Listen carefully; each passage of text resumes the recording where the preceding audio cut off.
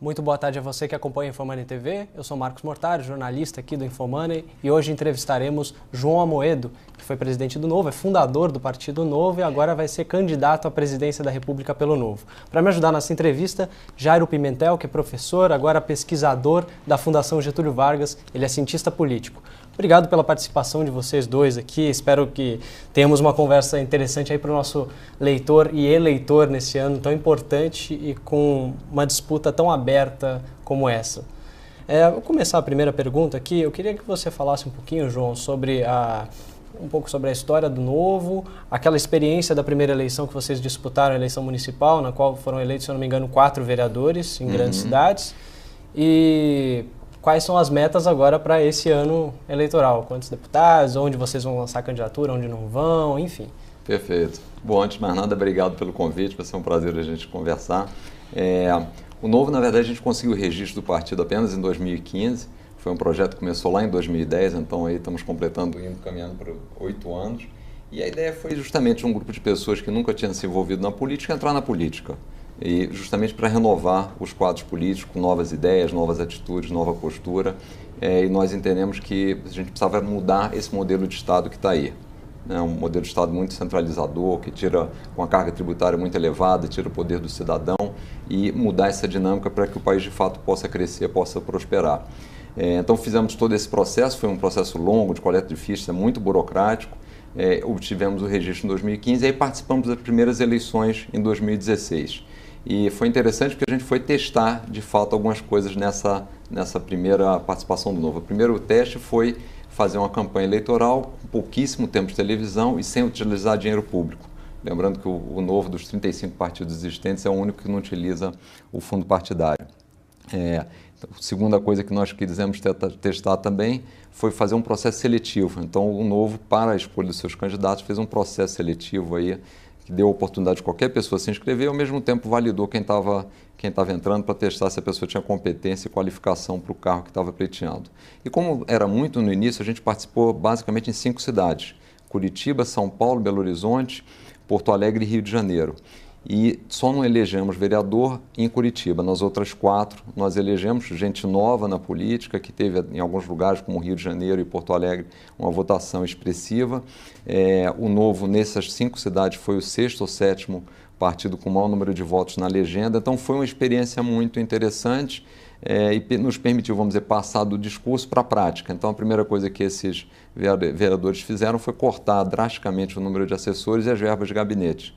Então, estão gerando uma economia de cerca de 4 milhões de reais por ano, somente os 4 atuando. Então, foi muito bom. E agora estamos passando para a segunda etapa com um passo, eu diria, muito mais ousado, né? Com o aprendizado de 2016, com um partido mais estruturado, cresceu bastante a quantidade de filiados, a própria divulgação.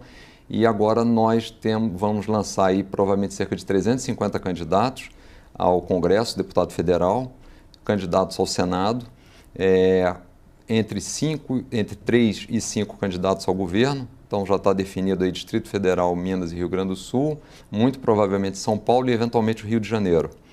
E a minha candidatura, como você falou, à presidência da República.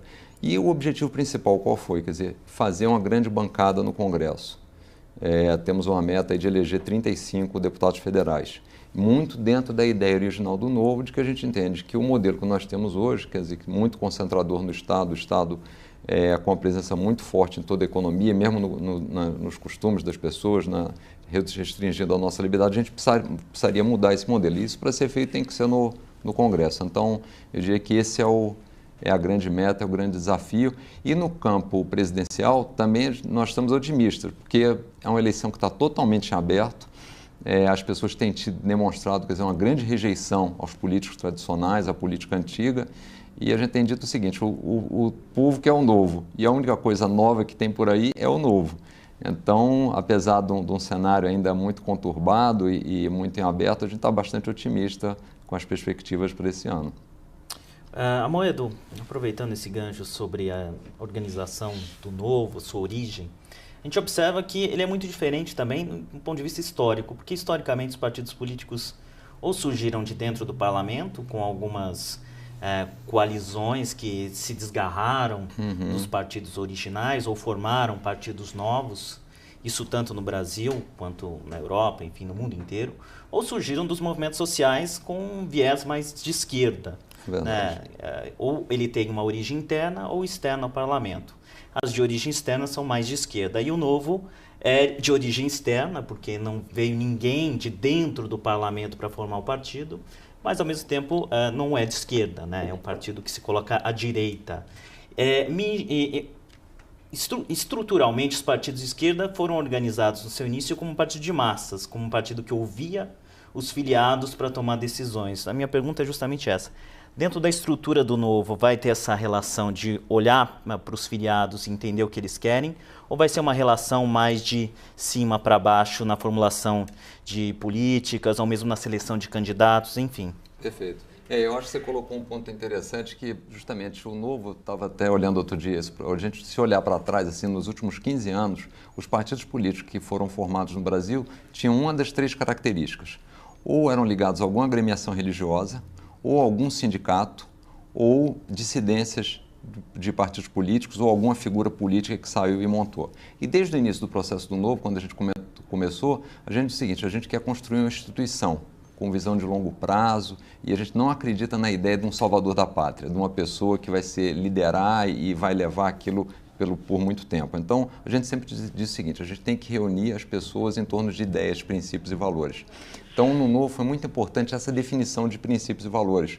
Coisas como a crença de que as pessoas têm que ter liberdade com responsabilidade, de que o indivíduo é o único agente de mudança, de que é no livre mercado que a gente consegue construir uma nação mais próspera, que temos que ter visão de longo prazo. Então, os filiados do Novo, as pessoas que estão indo para o Novo, partem já desses valores, quer dizer, eles estão referendando esses valores, e isso vai facilitar muito, porque isso faz com que os posicionamentos do Novo sejam todos decorrentes dos seus princípios e valores. Então, por exemplo, o Novo é a favor do voto facultativo, porque a gente entende que é liberdade com responsabilidade. Então, assim, a série de decisões do Novo vão ser tomadas em cima disso. Então, o que tem acontecido na prática tem um eixo central, que são justamente os princípios e valores, e a gente não se distancia muito disso, é uma forma de dar integridade ao partido. E no caso do Novo, como tem essa característica da gente não usar o fundo partidário, os filiados contribuem com cerca de R$ 29 por mês, e que é o que dá o sustento do partido, há um engajamento muito grande, há uma representatividade que é o que nós entendemos que falta na grande parte dos outros partidos, quer dizer, o dinheiro público, que chega todo mês para os partidos, faz com que desobrigue o partido a estar representando os ideais dos seus filiados e acaba com a representatividade, né? João, agora você tocou na questão do financiamento, né? O caminho agora nessa reforma política foi o financiamento público com ampliação desses recursos que o senhor já se colocou contra e o partido já tem adotado essa iniciativa. Como que é? Explica um pouquinho melhor como que é esse financiamento no Novo. Você falou de R$ 30 mais ou menos de cada eleitor, de cada filiado, mas como que é feita essa distribuição? Tem gente que doa mais, doa menos? Qual é a participação das pessoas que doam menos? Ou tem alguém que tem um controle financeiro maior que pode acabar implicando em um controle maior sobre o processo decisório dentro do partido? Não tem nenhuma relação entre a contribuição que as pessoas fazem ao partido e a definição que ele tem na gestão. Isso até é uma coisa interessante, porque no Novo a gente separa a gestão partidária dos cargos eletivos. Então, quem tem um cargo eletivo, que é um deputado, um vereador, um senador, mesmo no executivo, ele não pode pertencer aos diretórios do Novo. Então, isso é uma forma de blindar que, de fato, na gestão do partido não temos políticos, porque os políticos estão representando as candidaturas e não estão na gestão, a não ser que você saia do partido com pelo menos 15 meses de antecedência, que foi exatamente isso que eu fiz. Então, essa primeira ferramenta que foi introduzida no Estatuto é uma forma de justamente blindar e evitar que o partido se torne-se apenas uma legenda para atender os interesses daqueles que querem ser eleitos. A grande maioria dos filiados do Novo faz essa contribuição mínima de R$ 29, algumas pessoas fazem um pouco mais, e as doações também são feitas online, quer dizer, a filiação é online, as doações são feitas online e é muito pulverizado. Então a gente não tem nenhum grande doador nesse processo.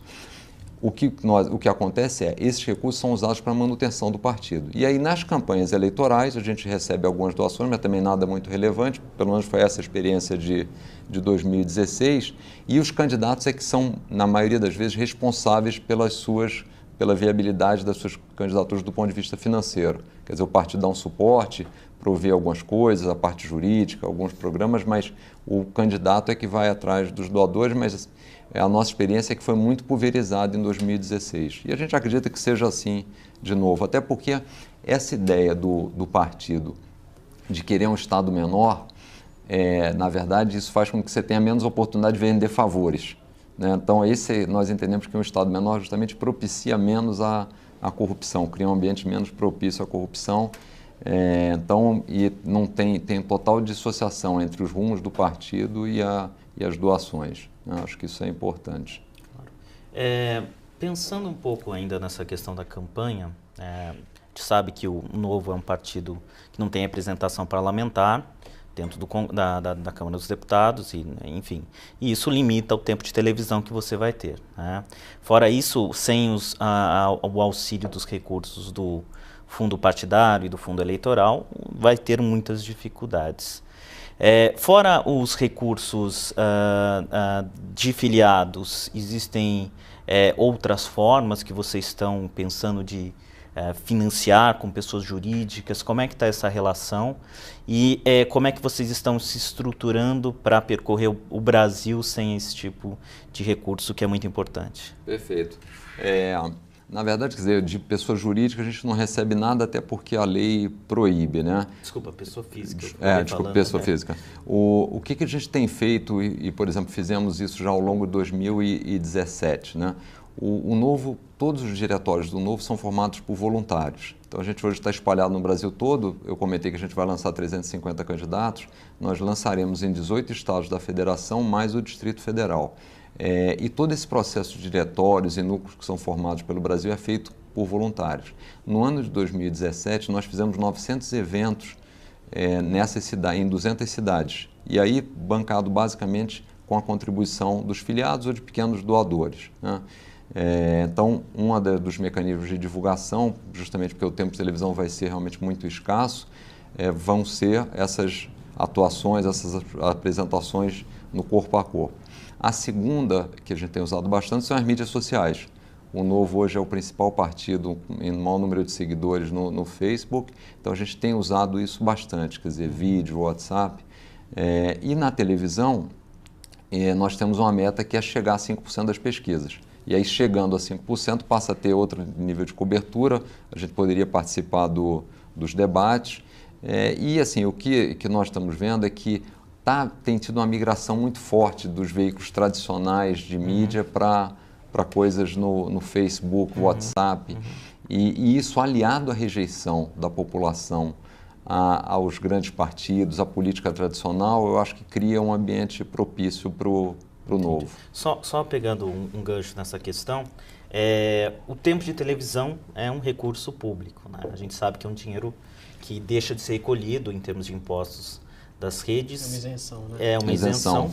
Mas o Novo vai usar desse benefício. No futuro, é claro que eu entendo que é uma contradição, e você também deve entender nesse sentido, mas no futuro você apoiaria, por exemplo, o fim dessa isenção e agora a permissão para que exclusivamente os partidos paguem pelo tempo de televisão para fazer propaganda? Não, sem dúvida. Acho que duas coisas são importantes. Primeiro, o Novo só usará o tempo de televisão porque se a gente não usar, irá aparecer uma tarja azul lá. Quer dizer, não haverá nenhum benefício para o pagador de impostos da não utilização desse tempo. No caso, por exemplo, do fundo partidário que a gente recebe, todo o dinheiro está depositado no Banco do Brasil desde o início, e a gente já fez algumas consultas para a Receita para saber como é que a gente poderia devolver o dinheiro e o rendimento do dinheiro, né? Então, no caso do tempo de televisão, não teria nenhum ganho para o pagador de impostos. Mas uma das coisas que a gente defende numa reforma política é a extinção tanto do fundo partidário quanto do tempo de televisão. Só assim a gente vai buscar uma representatividade adequada, porque é mais ou menos como uma empresa, quer dizer, se você não atende bem, não trata bem o seu cliente, um restaurante, o cliente não vai lá e vai embora, e o restaurante fecha.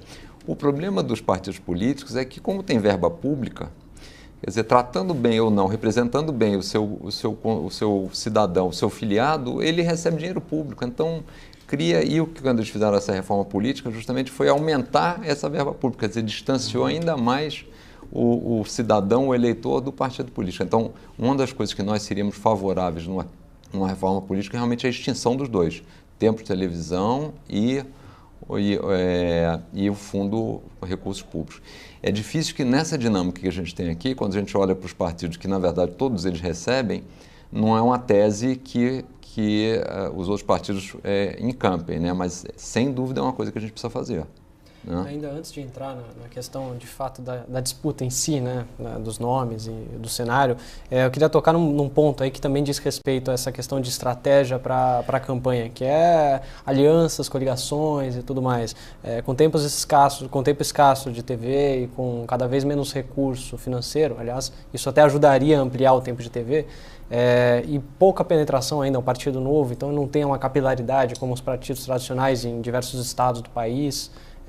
Como que vocês vão fazer? Porque o Novo não pretende fazer coligações, pretende fazer esse tipo de aliança, né? Se o Novo estaria disposto em algum momento a fazer alguma aliança, até eventualmente um segundo turno numa corrida presidencial. E outra coisa ainda, dizendo respeito a essa questão de capilaridade, se os candidatos que vão ser lançados aí para o Congresso Nacional são, no caso da Câmara dos Deputados, são mais aí, a zona deles é mais as grandes cidades, o foco deles ainda é o eleitor de grande cidade, como que vai ser? Perfeito. A questão da coligação, assim, nós, a princípio, não temos nada contra uma coligação. A única coisa que a gente tem dito é o seguinte, só faz sentido para o Novo fazer uma coligação com algum partido que tenha os mesmos valores e os mesmos objetivos.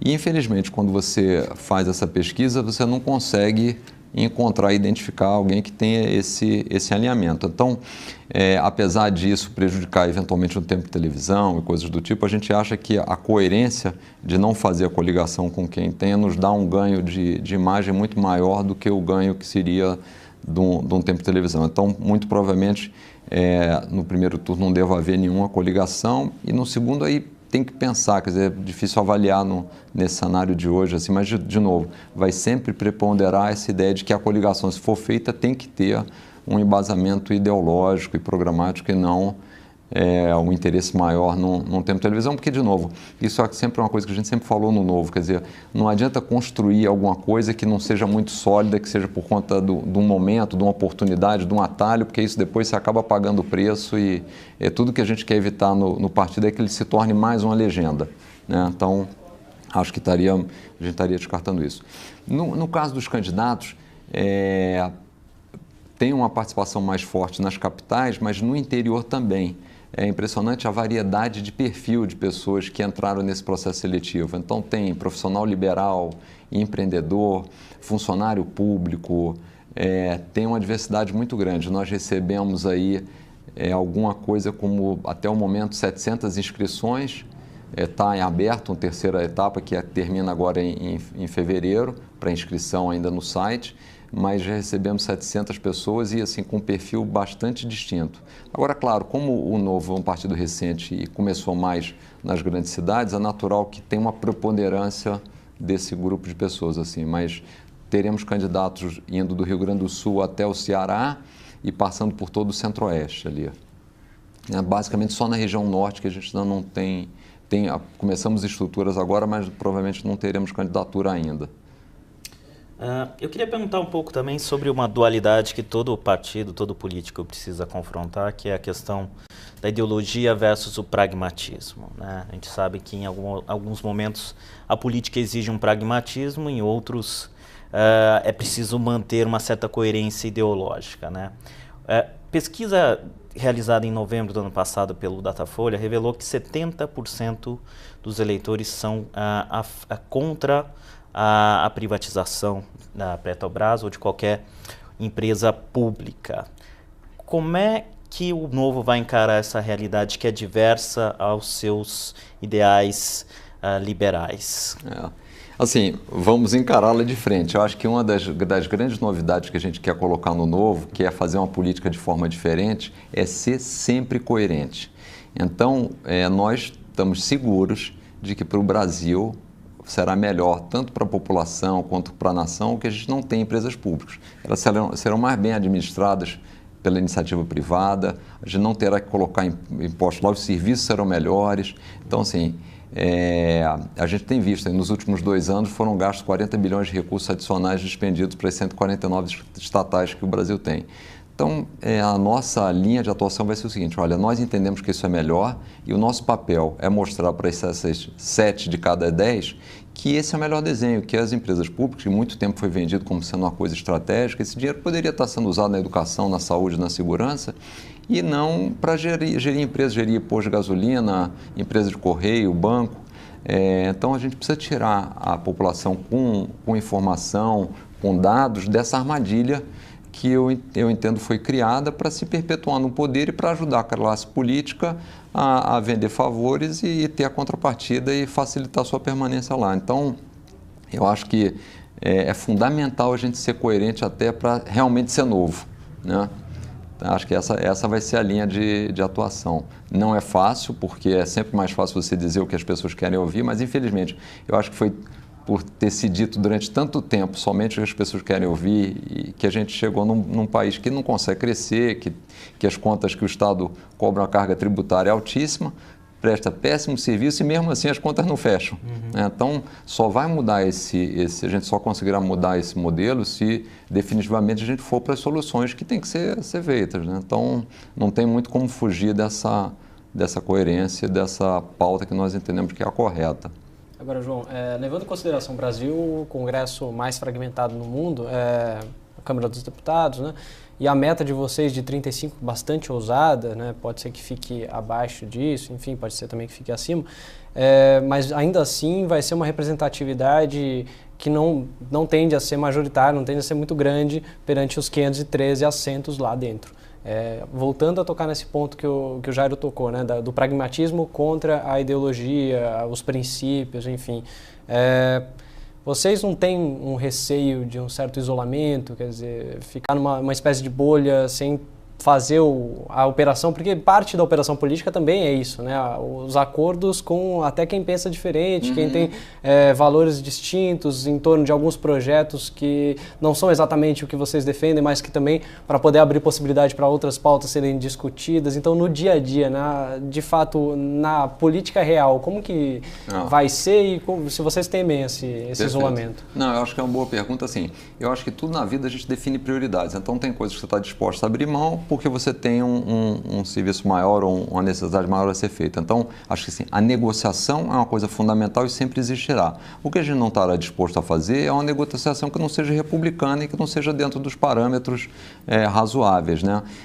E eu acho que é uma coisa importante que vai ser uma tarefa nossa durante a campanha, é dizer o seguinte, deixar muito claro quais são as nossas pautas, para que ao ser eleito, a gente atingir aquela determinada votação, não haja nenhum questionamento das bandeiras que a gente venha defender posteriormente. Mão, né? Disso a gente não vai abrir mão. Então, agora, é claro que num congresso, numa negociação, tem algo que você não julgue tão relevante, mas você estaria disposto a conceder para aprovar alguma coisa que você seja mais relevante, mas isso de forma muito clara, aberta e transparente, mas, de novo, sem muito do modelo que a gente tem hoje, que é, olha, recebo tanto de emenda para aprovar isso, quer dizer, que acaba tendo um custo grande para o cidadão. Então, dentro desse mecanismo, a gente acha que não funciona. Agora, um dado interessante, que é um exemplo que eu gostaria de dar, os 4 vereadores que foram eleitos pelo Novo, isso tem acontecido com os 4, eles têm hoje em torno de si pelo menos 7 ou 8 vereadores que, antes de fazer qualquer legislação ou antes de colocar algum projeto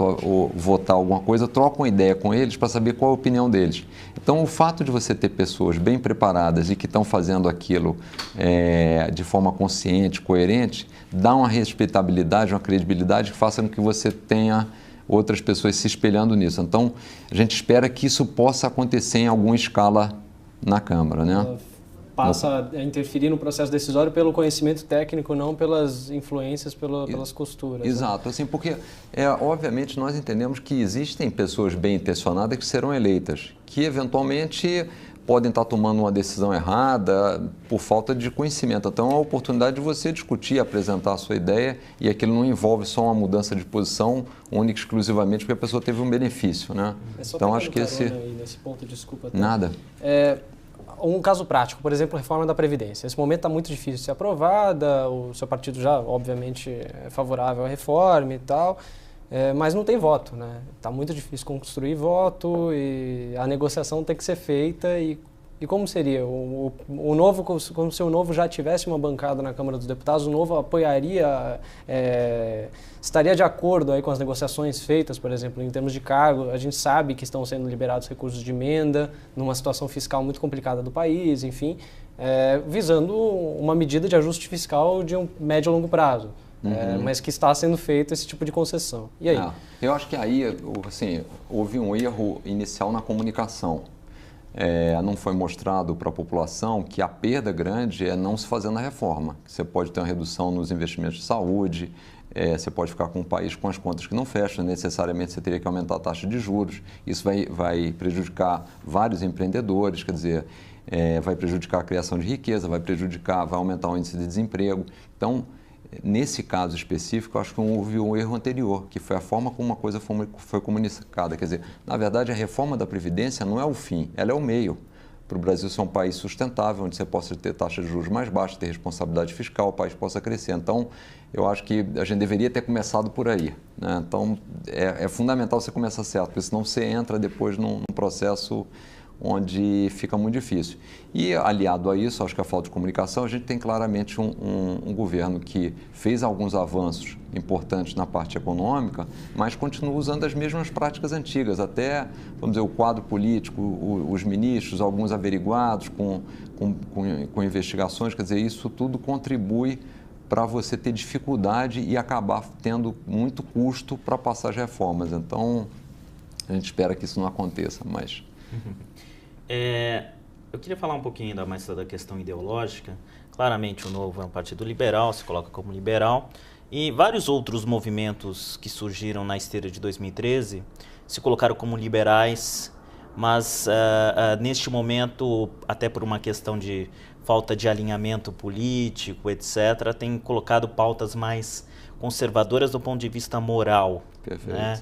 Como é que, do ponto de vista moral, se coloca o Novo em relação, por exemplo, ao casamento entre homossexuais, adoção de criança por homossexuais, igualdade entre as mulheres e homens? Como é que está a questão da moralidade dentro desse aspecto liberal? O Novo é de fato liberal dentro desse aspecto ou também é conservador, como por exemplo o MBL se colocou ultimamente? Perfeito. Assim, eu entendo que a questão da moralidade é uma questão pessoal, isso não deveria ser encampado por um partido político, porque isso cada um deve ter a liberdade para fazer essa opção, né? Então, o que o Novo definiu? Nós entendemos que existe uma pauta econômica que a gente tem que atacar, que é dar mais liberdade às pessoas. Esse mesmo raciocínio de liberdade vale também para as pessoas do ponto de vista pessoal.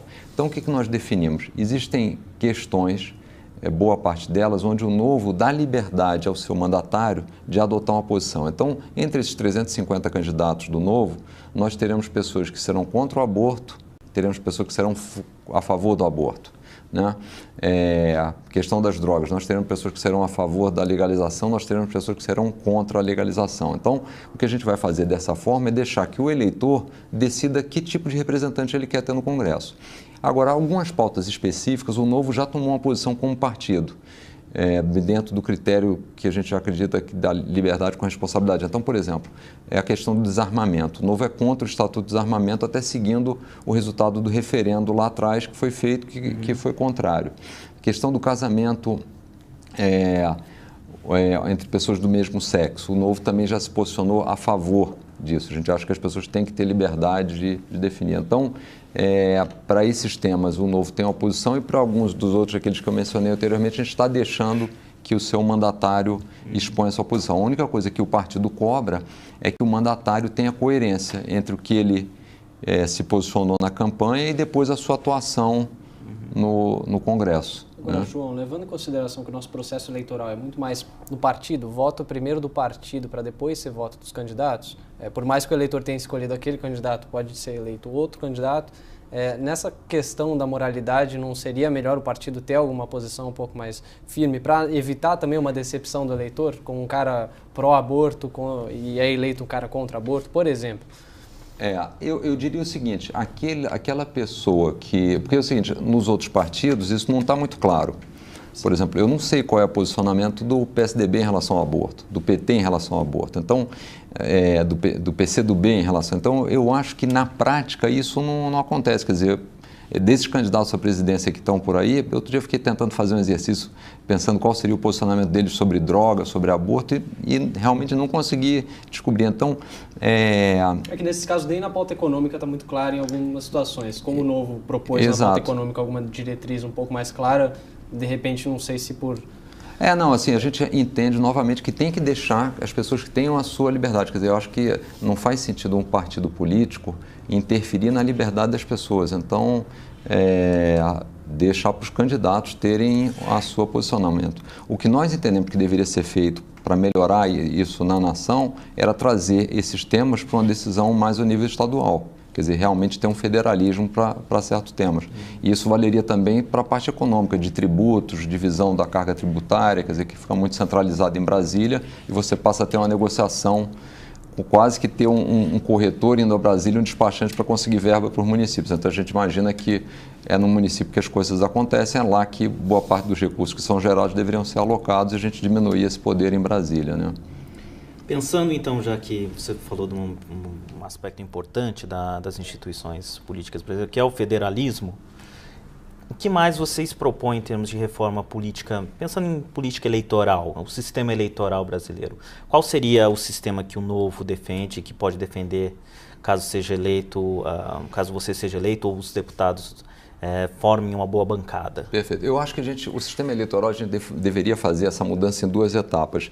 Eu tenho uma preocupação muito grande da gente fazer mudanças no sistema eleitoral com um Congresso que não tem representatividade adequada. Vamos ver esse exemplo que a gente teve agora. A gente fez uma reforma política e que a grande mudança foi colocar mais quase 2 bilhões de reais para os partidos políticos. Então, ela necessariamente deveria ter uma primeira reforma que é a melhoria da representatividade. Depois, com pessoas que representem de fato e de direito, você deveria fazer a segunda reforma. Então, a nossa sugestão é que fosse feita uma primeira reforma onde você acaba com tempo de televisão, fundo partidário e institui o voto facultativo. E aí, depois de um ciclo onde você elege representantes dentro desse cenário, onde provavelmente você terá uma representatividade maior e se discutiria uma segunda reforma, porque eu tenho medo do que acontece hoje. No fundo é o seguinte, a reforma política que é feita por quem está no poder tem um único e principal objetivo, manter no poder quem está lá. Então, qualquer dinâmica que for feita, mesmo que vá para um voto distrital, a divisão que vai ser feita, quer dizer, todas essas reformas têm esbarrado porque cada um tem vantagens competitivas num sistema, outros têm vantagens competitivas no outro sistema, então você não consegue adotar nenhum sistema que atenda a quem está lá e quer se perpetuar. Então, eu acho que deveria fazer isso em 2 etapas. Mas, idealmente, você não vê assim um modelo que caberia melhor no caso brasileiro? Eu acho que, nesse primeiro momento, o principal desafio é melhorar a representatividade. Acho que esse deveria ser o foco. Você estaria disposto então, a discutir distritão, distrital misto, todas as opções? O distritão, particularmente, eu não gosto, até porque é um sistema que não é usado em quase nenhum lugar do mundo, né? Então, é um sistema atrasado, mas eu acho que talvez um distrital misto fizesse mais sentido, onde você tem o voto em lista e a seleção diretamente pelo voto do candidato. Então, acho que esse seria o sistema, mas, de novo, eu acho que não é tão prioritário como você mudar a forma como os partidos se financiam, né? Perfeito. João, agora entrando um pouco na questão, a gente já está nos minutos finais aí do programa, gestão Temer, como que o senhor avalia em todas as matizes aí que o senhor entende como principais, né? Principalmente no campo econômico, mas também com essas práticas que você esboçou numa das respostas. Eu acho que do ponto de vista econômico, assim, acho que a primeira vantagem é que colocou uma boa equipe econômica, né?